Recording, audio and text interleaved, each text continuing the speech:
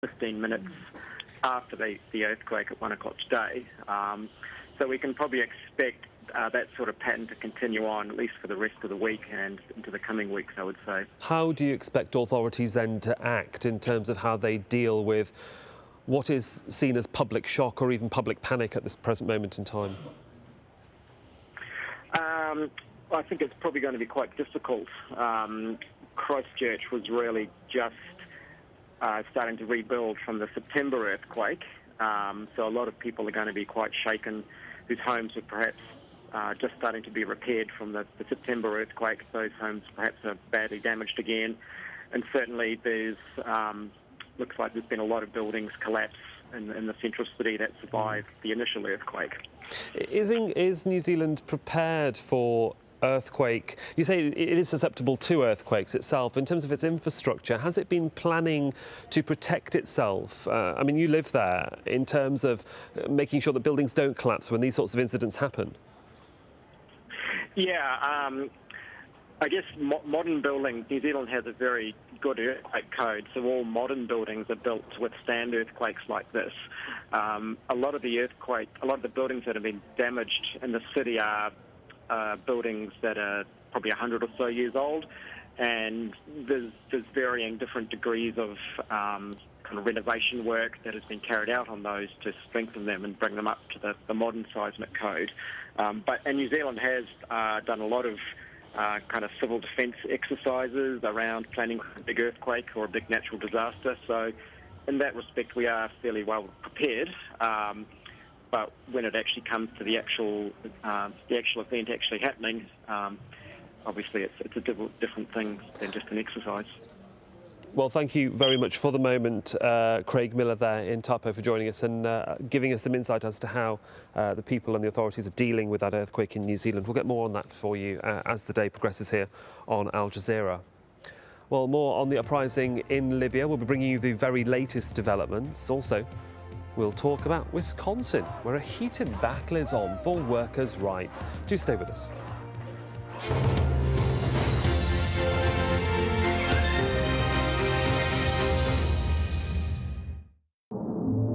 As the clouds roll in across the Mediterranean, you'll still find it easy to drift away.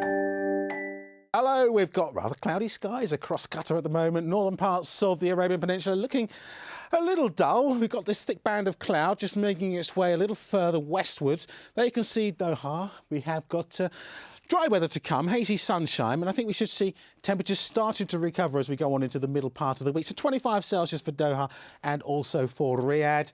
As that cloud makes its way further eastwards, it will warm up for Riyadh, so getting up to around 25 Celsius as those winds tend to come in from more of a southwesterly direction.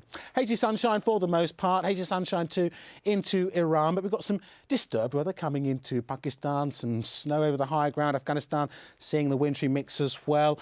Come down into much of India, it's fine and dry, but for the south we will see some rather lively showers just around Chennai, pushing down into Tamil Nadu and also Kerala. Northern parts of Sri Lanka could also see some wet weather. Colombo with a top temperature of around 33 degrees. Coming to southern Africa, heavy showers still there just around the central areas. Coming down into Zambia, into Tanzania, into Mozambique. Northern parts of Madagascar also still seeing flooding rains. Further problems to come here. For the Amazon basin, again, it stays very disturbed. We have further flooding to come for Ecuador and also for Bolivia. Qatar Airways, world's 5-star airline. Information travels in many ways. Knowledge passes in an instant. If you want to communicate with those shaping the headlines, this is your chance to ask questions directly to the people making the news. Riz Khan, at this time on Al Jazeera. East Timor's government has declared it's time for foreign forces to leave the country. But with a frail infrastructure, is this nation prepared to face a future without international support? 101 East, at this time on Al Jazeera.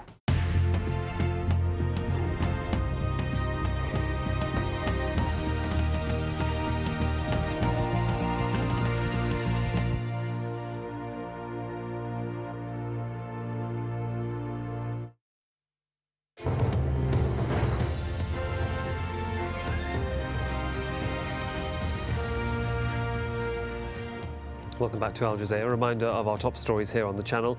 The United Nations Security Council will hold a closed-door meeting on Libya on Tuesday. This as the violence continues across the country with reports of hundreds dead. Libyan leader Muammar Gaddafi appeared on state television denying rumours that he'd fled the country to Venezuela. Another story that we're following, several people are feared killed after a strong earthquake hit New Zealand and its city of Christchurch. Local television has showed bodies being pulled out of the rubble, although it was unclear whether any of them were alive. Also, 2 Iranian naval vessels have entered the Suez Canal and are heading for the Mediterranean. An official working at the canal confirmed that the vessels had entered the canal on Tuesday morning. Israel said that it takes a grave view of the passage of those ships through the canal. Well, the British government has strongly condemned the attacks on protesters in Libya, but in recent years, British governments have come to see Muammar Gaddafi as a vital business partner and an ally in the so-called war on terror. Barnaby Phillips explains. They chanted abuse outside their embassy in London, and maybe the Libyan leader has run out of time. But for the British, this is awkward. A former Prime Minister famously reached out to Muammar Gaddafi. If Tony Blair had concerns about his host's human rights record, he put strategic issues first. And that position is defended by the British government today. It is important that the work was done some years ago to work with the Libyan government to stop their weapons of mass destruction program and their sponsorship of international terrorism. And so I think it was quite right to do that work. Otherwise, we would be dealing with an even worse situation today. Another embarrassing moment, a hero's welcome home for the Libyan man convicted of involvement in the Lockerbie bombing. The British say the release of Abdelbasset El-Magrahi was a strictly legal matter, with no connection to the growing interests of its oil companies in Libya. People believe that there are large reserves still to be untapped in Libya, and big companies like BP and Shell look for big wins. So at that level, it would be very good for Shell, it would be very good for BP after their terrible year to get a big win in the Libyan desert. But basically, yes, the British matter in Libya. The British are big in oil and gas, and that's been linked into also a whole network of political and economic relations. Britain is a major arms exporter.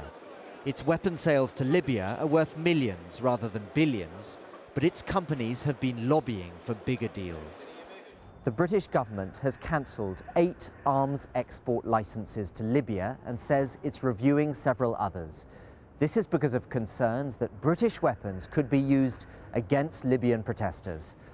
Nonetheless, there are still many awkward questions here about the scale of commercial links between Britain and Libya. The UK has sold everything from sniper rifles to tear gas to crowd control ammunition.